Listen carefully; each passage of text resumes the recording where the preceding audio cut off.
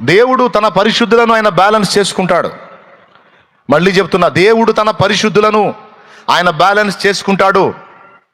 ఆ బ్యాలెన్స్లో భాగంగానే లోకమంతా భోగాలలో మునిగిన మనల్ని అయితే శ్రమ కొలిమిలో ఉంచుతాడు. ఏంటి అని పాయింట్అవుట్ చేయకూడదు దేవుణ్ణి. నీ తండ్రి చేయు శిక్షను తృణీకరింపవద్దు అన్నాడు. నాకే ఎందుకు ఇలా, లోకమంతా బాగుంది, నాకే ఎందుకు ఈ బాధలు, నాకే ఎందుకు ఈ సమస్యలు, నాకే ఎందుకు ఈ శోధనలు, నాకే ఎందుకు ఈ అప్పులు, నాకే ఎందుకు ఈ అవమానాలంటే నీకే రక్షణ కార్యం జరిగింది. నీవే నిత్య జీవమునకు నిర్ణయించబడ్డావు.